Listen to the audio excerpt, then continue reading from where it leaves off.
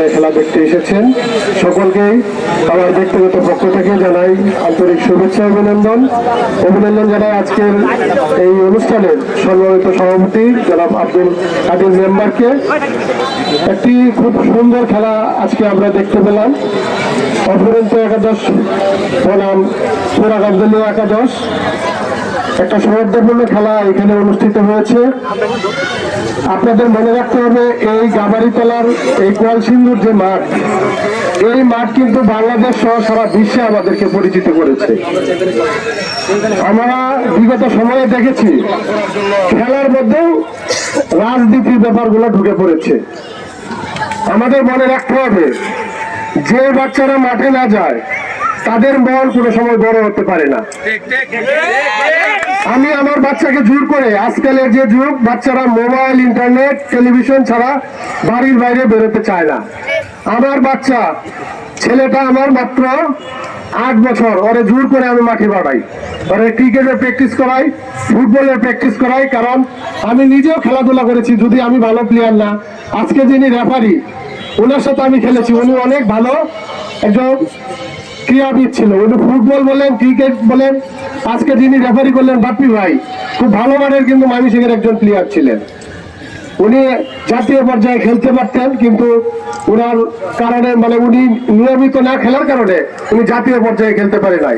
আজকে আমাদের যে মেয়েরা, এই তরুরা, শামসুন্নাহার, মার্জিয়া, এরা আমাদের এই ধুমারার এই কলসিন্দুর গ্রামকে, এটা কিন্তু গামারিতলা হিসেবে খুব একটা চিনে না, এই কলসিন্দুর হিসেবে কিন্তু সারা বিশ্বের কাছে এখন পরিচিতি লাভ করেছে।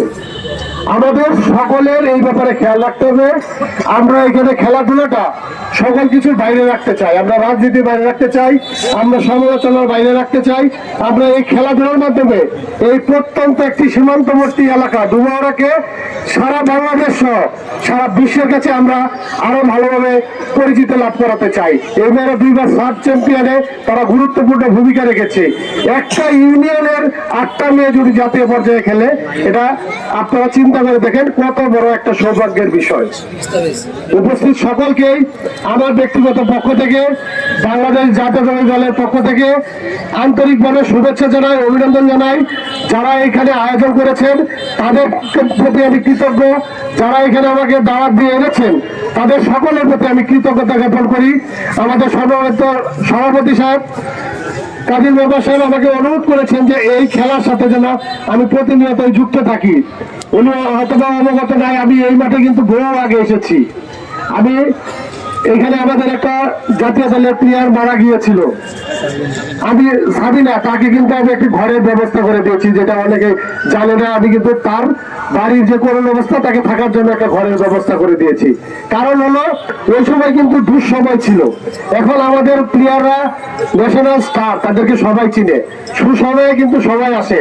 আমি যেই সময়ের কথা বলতেছিলাম ওই সময় কিন্তু ওরাও খুব খারাপ সময় পার করতেছিল। সামাজিক অবস্থা, রাজনৈতিক অবস্থা, সকল কিছু মিলে ওরা খুব বাধার মধ্যে ওরা দিন যাপন করতেছিল, ওরা খুব স্ট্রাগলিং টাইমে ছিল। সেই সময় থেকে আমি ওদের পাশে আছি, ভবিষ্যতে থাকবো। এবং এই খেলা যদি আল্লাহ যতদিন বাঁচিয়ে রাখে আমাকে, আমি চেষ্টা করব এই খেলা প্রত্যেকবার আমি আমার ব্যক্তিগত পক্ষ থেকে এখানে অংশগ্রহণ করার জন্য।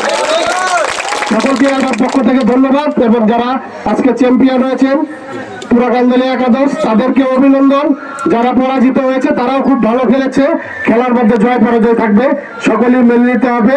এবং সবচেয়ে ভালো যেটা লাগছে, এখানে ফাউলের পরিমাণ খুব কম হয়েছে, কার্ড দেখানোর পরিমাণ খুবই কম হয়েছে। একটা সৌহার্দ্যপূর্ণ পরিবেশে খেলা হয়েছে। আমরা সকলেই মিলেমিশে আমরা একটা আদর্শিক ডুমোরা আমরা গড়ে তুলবো, সেই আশা রেখে, সেই প্রত্যাশা ব্যক্ত করে আমি আমার কথা এখানে শেষ করছি। ধন্যবাদ সকলকে। আসসালামু আলাইকুম।